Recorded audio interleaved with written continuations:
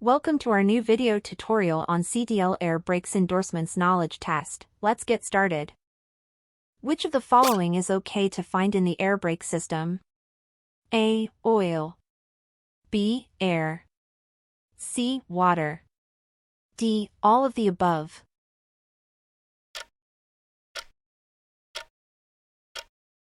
Answer B.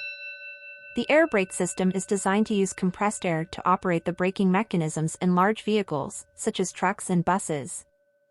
Therefore, finding air in the air brake system is normal and necessary for proper operation. Oil and water, however, are contaminants that can negatively impact the performance and safety of the air brake system. Air loss in a single vehicle, not a combination unit, should not be more than, with the engine off and the brakes on, A. 1 psi in 30 seconds. B. 1 psi in 1 minute. C. 2 psi in 45 seconds. D. 3 psi in 1 minute.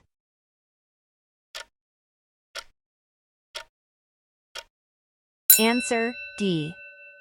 For a single vehicle, not a combination unit, the air loss rate should not be more than 3 psi in 1 minute with the engine off and the brakes applied. This is a standard used to ensure the air brake system is functioning properly and maintaining adequate pressure for safe operation. If the air loss rate exceeds this limit, it may indicate a leak or other issue that needs to be addressed. The vehicle must have a warning device, which comes on when the air pressure in the service air tanks falls below A. 40 psi. B. 50 psi. C. 60 psi. D. 80 psi.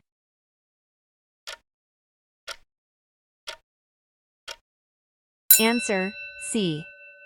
The vehicle must have a warning device, typically a low air pressure warning light or buzzer, that activates when the air pressure in the service air tanks falls below 60 psi.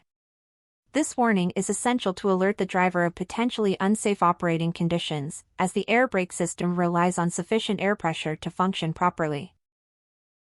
If the air system should develop a leak, what will keep air in the air tanks? A. The governor.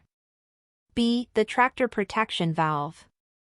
C. The emergency relay valve. D. The one-way check valve.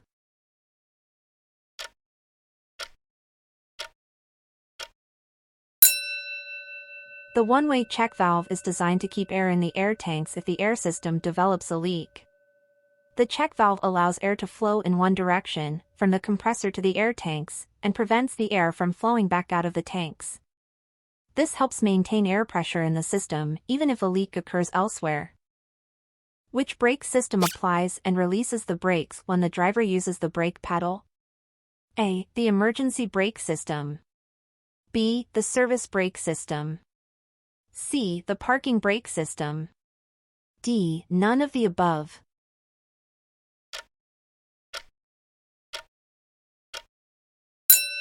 The service brake system applies and releases the brakes when the driver uses the brake pedal. It is the primary brake system used during normal driving situations to slow down or stop the vehicle. The emergency and parking brake systems serve different purposes and are not directly controlled by the brake pedal. When using the parking brakes or emergency brakes, what type of pressure is being used? A. Fluid pressure. B. Spring pressure. C. Air pressure. D. Any of the above.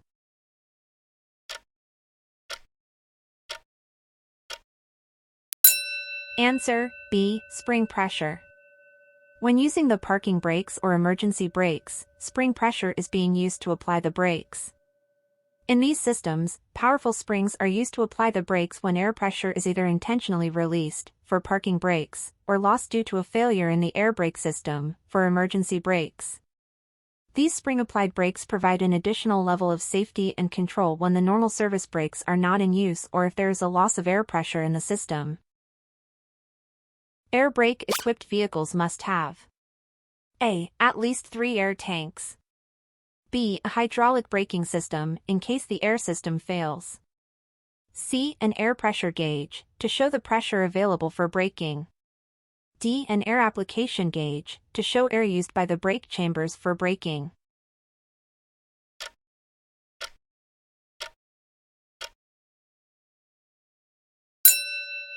Answer C. Air brake-equipped vehicles must have an air pressure gauge to show the pressure available for braking. This gauge is essential for the driver to monitor the air pressure in the system, ensuring it remains within safe and operational levels. Proper air pressure is critical for the effective and safe functioning of an air brake system. Which of the following statements about brakes is true? A. The heavier a vehicle or the faster it is moving, the more heat the brakes have to absorb to stop it. B. Brakes have more stopping power when they get very hot. C. Brake drums cool very quickly. D. All of the above.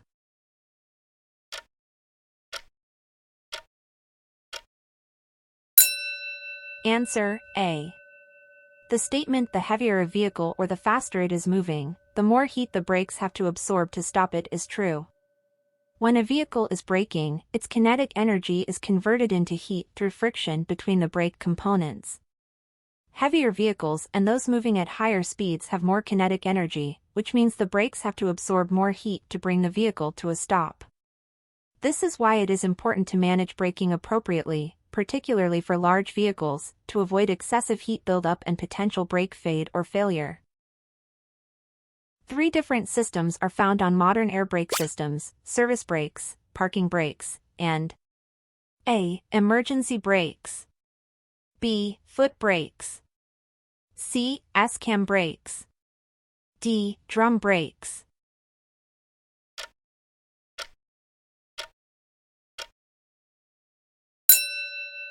Answer A. Emergency brakes. Modern air brake systems typically have 3 different systems: service brakes, parking brakes, and emergency brakes. Service brakes are the primary brakes used during normal driving to slow down or stop the vehicle. Parking brakes are used to secure the vehicle when it is parked. Emergency brakes come into play if there is a failure in the air brake system, such as a loss of air pressure, providing an additional level of safety and control. The purpose of engine retarders is to A. Provide emergency brakes. B. Help slow the vehicle while driving and reduce brake wear. C. Apply extra braking power to the non-drive axles. D. Help prevent skids and slides.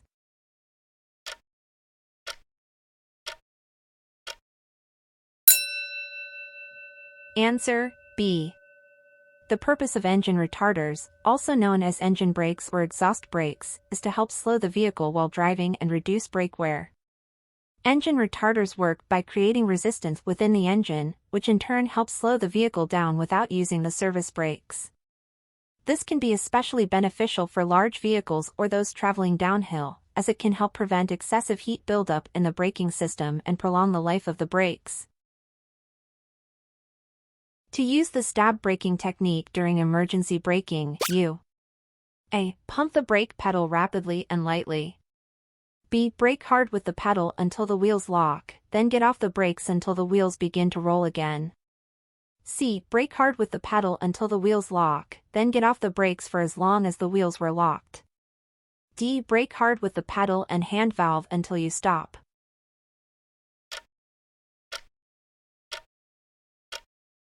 Answer B.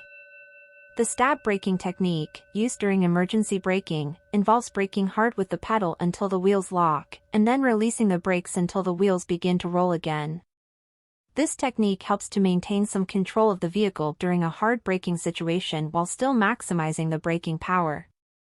However, it is important to note that modern vehicles equipped with anti-lock braking systems, ABS, should not use the stab braking technique, as ABS is designed to prevent wheel lockup and provide maximum braking efficiency without needing to manually pump the brakes. If your vehicle has an alcohol evaporator, it's fair to A. Get rid of alcohol that condenses in the air tanks. B. Let the driver skip the daily tank draining. C. Increase tank pressure the way superchargers boost engines. D. Reduce the risk of ice in the air brake valves in cold weather.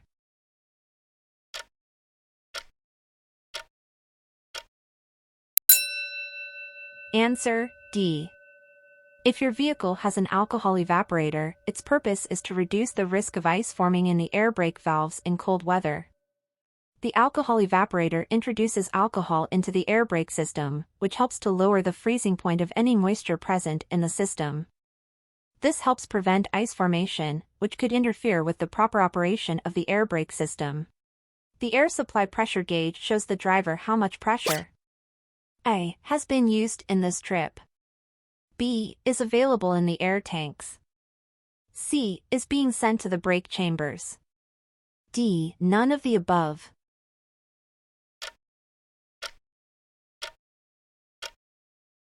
Answer, B. The air supply pressure gauge shows the driver how much air pressure is available in the air tanks. Monitoring the air pressure in the system is important, as it ensures the air brake system remains within safe and operational levels.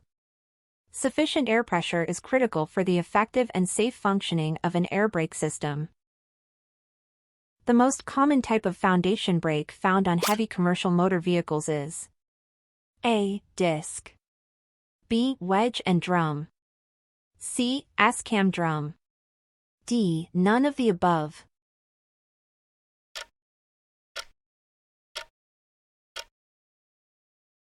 Answer C. S-cam drum. The most common type of foundation brake found on heavy commercial motor vehicles is the S-cam drum brake. This type of brake system uses an S-shaped camshaft to push brake shoes against the inside of a brake drum, creating the friction necessary to slow or stop the vehicle. While other types of foundation brakes, such as disc brakes, are also used on commercial vehicles, S-cam drum brakes remain the most prevalent due to their cost-effectiveness and durability. How do you check the free play and manual slack adjusters? A. Stop on level ground and apply the emergency brakes. B. Park on level ground, chalk wheels, release the parking brakes and pull slack adjusters. C. Park on level ground and drain off air pressure before making adjustments. D. Apply the service brakes by hand at the brake chambers and watch the slack adjusters move.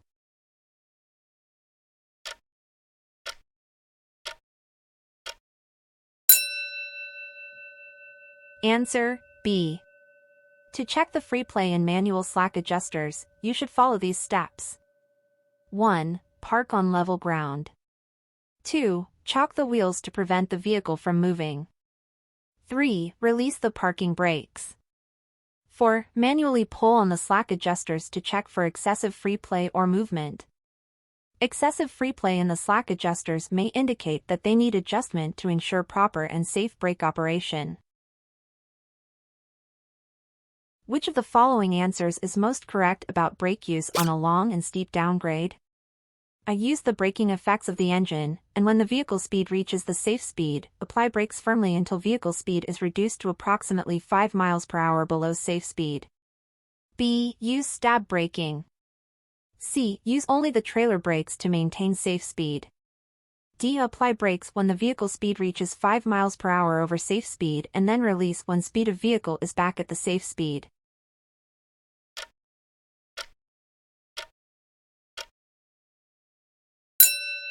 Answer, A.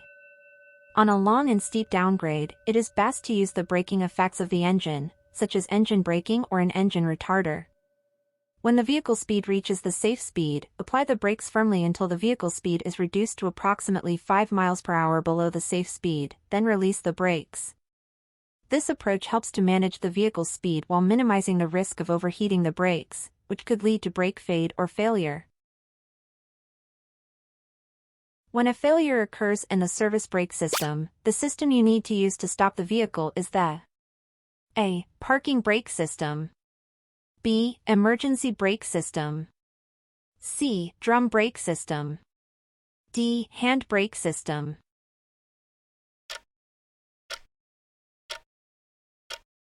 Answer, B. When a failure occurs in the service brake system, the system you need to use to stop the vehicle is the emergency brake system.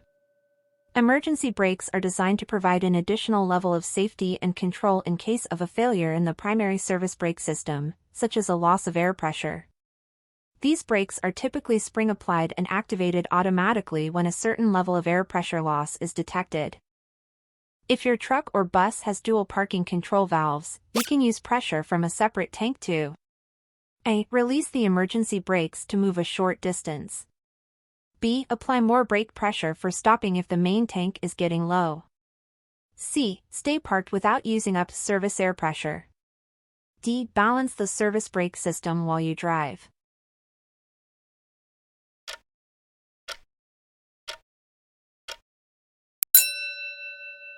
Answer A. If your truck or bus has dual parking control valves, you can use pressure from a separate tank to release the emergency brakes, allowing you to move a short distance. This can be useful in situations where you need to reposition the vehicle or move it slightly without fully engaging the entire air brake system.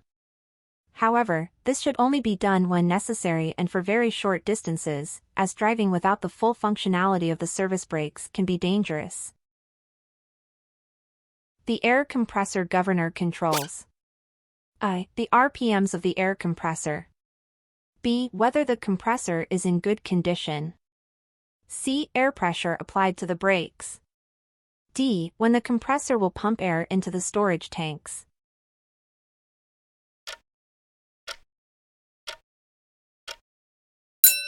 Answer D. The air compressor governor controls when the compressor will pump air into the storage tanks. The governor monitors the air pressure in the tanks and activates the compressor when the pressure drops below a predetermined level, cut-in pressure. It also deactivates the compressor when the pressure reaches a predetermined maximum level, cut-out pressure. This ensures that the air brake system maintains an adequate and safe air pressure range for proper operation. When you have to make a quick emergency stop, you should brake in a way that allows you to A. Steer hard while braking hard. B. Use the full power of the brakes and lock them. C. Continue in a straight line and maintain steering control. D. Burn up the handbrake first.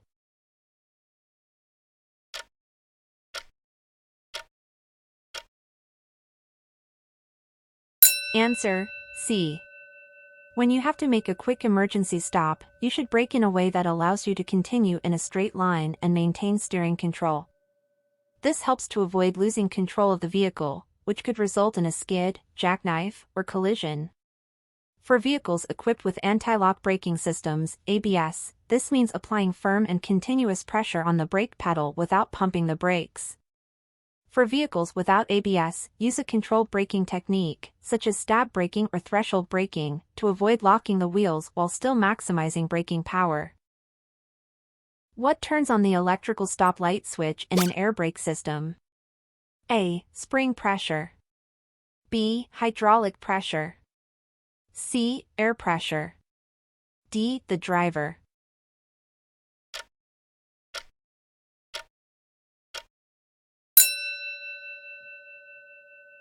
Answer C.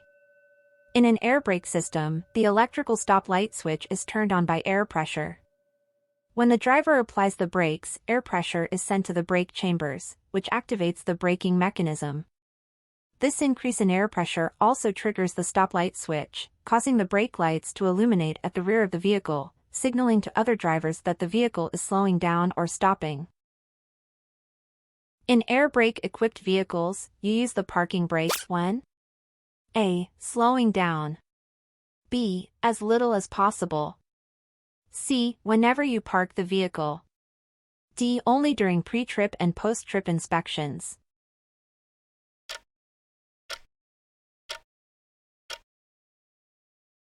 Answer C. In air brake-equipped vehicles, you use the parking brakes whenever you park the vehicle. Parking brakes help to secure the vehicle in place and prevent it from rolling when it is parked. It is important to engage the parking brakes every time you park your vehicle to ensure safety and prevent unintended movement. What will determine how effectively the spring emergency brakes or the parking brakes work? A. The condition of the service brakes. B. This can only be tested by trained brake service professionals. C. The adjustment of the service brakes. D. Braking power will increase when the service brakes are hot.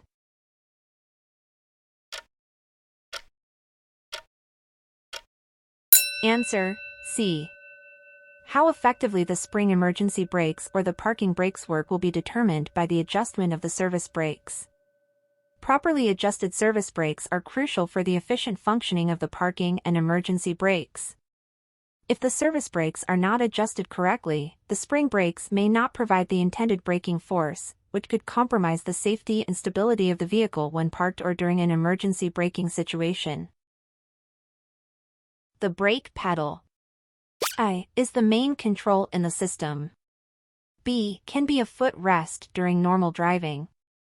C controls the air pressure applied to operate the brakes.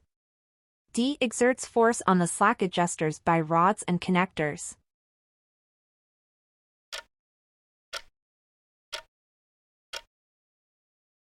Answer: C. The brake pedal, also known as the foot valve or treadle valve, controls the air pressure applied to operate the brakes in an air brake system. When the driver presses the brake pedal, air pressure is modulated and sent to the brake chambers, activating the braking mechanism to slow down or stop the vehicle. The brake pedal does not directly exert force on the slack adjusters or act as a footrest during normal driving.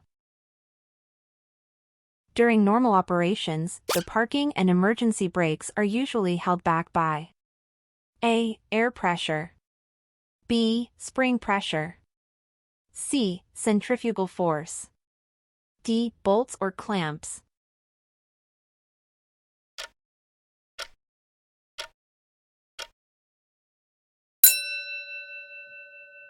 Answer: A. During normal operations, the parking and emergency brakes are usually held back by air pressure.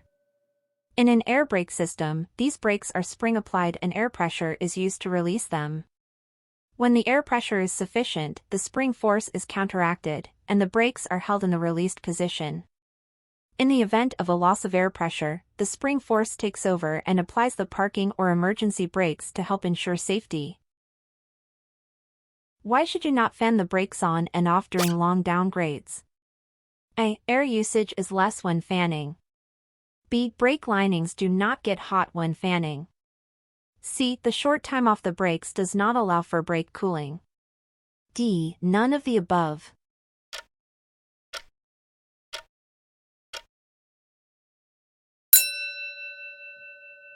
Answer: C. You should not fan the brakes on and off during long downgrades because the short time off the brakes does not allow for sufficient brake cooling. Continuously fanning the brakes can lead to excessive heat buildup, which may result in brake fade or failure.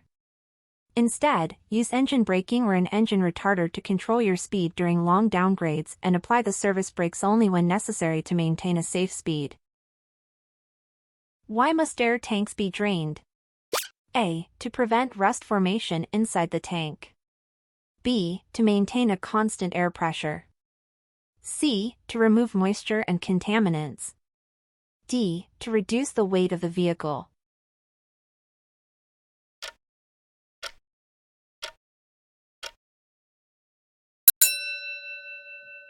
Answer: C.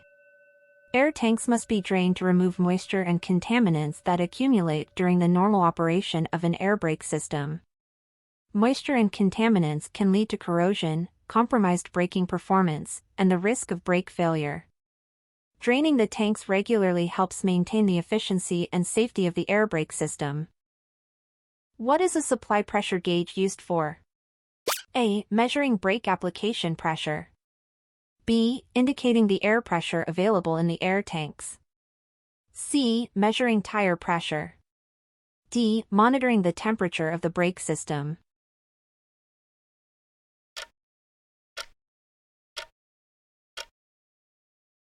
Answer: B. A supply pressure gauge is used to indicate the air pressure available in the air tanks of a vehicle equipped with an air brake system. The gauge helps the driver monitor the pressure levels and ensure that there is sufficient air pressure to operate the brakes effectively and safely. Adequate air pressure is crucial for proper braking performance, and maintaining the correct pressure levels helps prevent brake failure and accidents. What are spring brakes? A. Brakes that use coiled springs to apply pressure on brake shoes. B. Brakes that use air pressure to release powerful springs for braking action. C. Brakes that use leaf springs to create a smoother ride. D. Brakes that use air pressure to compress springs for braking action.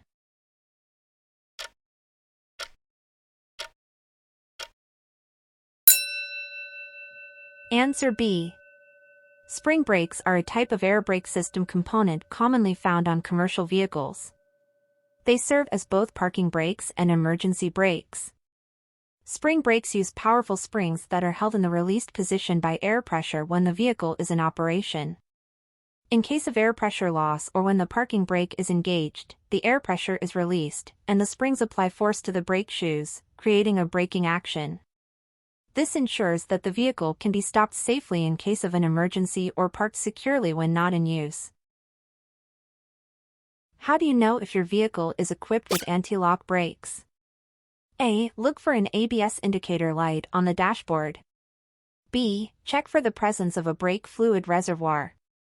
C. Listen for a distinctive clicking sound during braking. D. Measure the stopping distance of the vehicle.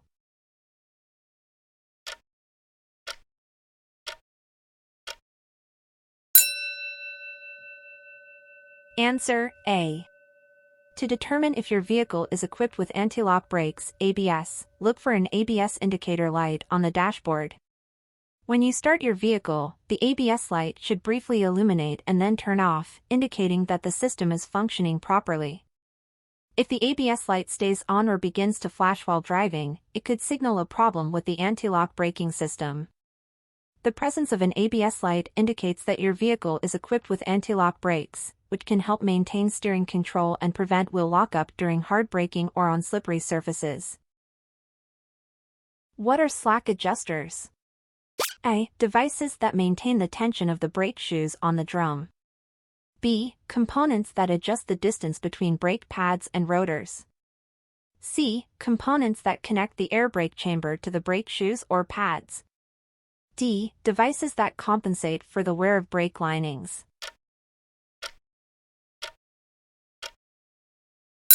Answer C.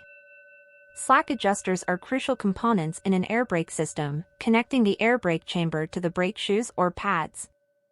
They serve to convert the linear force produced by the brake chamber's pushrod into a rotational force, which is then applied to the brake camshaft, expanding the brake shoes or compressing the brake pads against the drum or rotor. Slack adjusters also play a role in maintaining the correct clearance between the braking surfaces as the brake linings wear. There are two types of slack adjusters, manual and automatic. Manual slack adjusters require periodic manual adjustments by the operator, while automatic slack adjusters self-adjust as needed to maintain proper brake clearance. How can you test the low-pressure warning signal? A. Apply the service brakes and check for an audible warning. B. Turn off the engine and pump the brake pedal until the warning activates. C. Depress the brake pedal rapidly and observe the gauge for sudden pressure drop. D. Drain air from the tanks until the warning signal activates.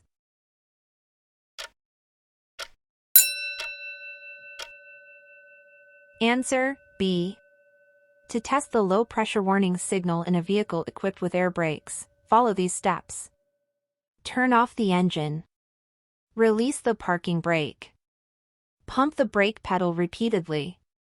As you pump the brake pedal, the air pressure in the system will drop. When the pressure falls below a certain level, typically around 60 psi, the low-pressure warning signal should activate, usually in the form of an audible alarm, visual warning light, or both. This test ensures that the warning signal is functioning correctly, alerting you to low air pressure situations that could potentially lead to brake failure.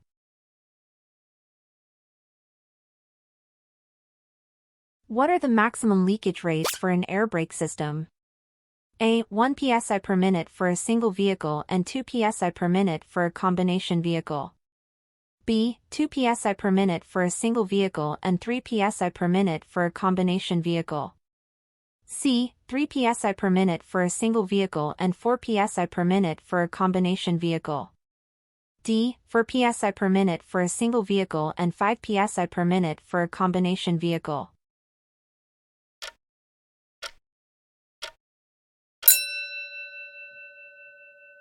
Answer B. The maximum allowable air leakage rates for an air brake system depend on the type of vehicle. For a single vehicle, such as a truck or bus, the maximum leakage rate is 2 psi per minute after an initial pressure drop. For a combination vehicle, such as a tractor-trailer, the maximum leakage rate is 3 psi per minute after an initial pressure drop. Exceeding these rates indicates a potential problem with the air brake system, which could lead to reduced braking performance or brake failure. Regularly checking for air leaks and maintaining the system can help ensure the safety and proper operation of the vehicle. If your truck has a properly functioning dual air brake system and minimum size air tanks, the air pressure should build from 85 to 100 psi within seconds. A. 30 seconds. B. 45 seconds. C. 60 seconds. D. 90 seconds.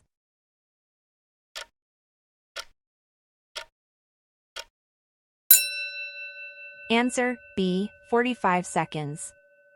If your truck has a properly functioning dual air brake system and minimum size air tanks, the air pressure should build from 85 to 100 psi within 45 seconds. This time frame ensures that the air compressor is working efficiently and effectively to supply the required air pressure for the brake system. If the compressor takes longer to build pressure, it may indicate a problem with the compressor, air leaks, or other issues within the air brake system. Regular maintenance and inspection of the air brake system can help ensure optimal performance and safety.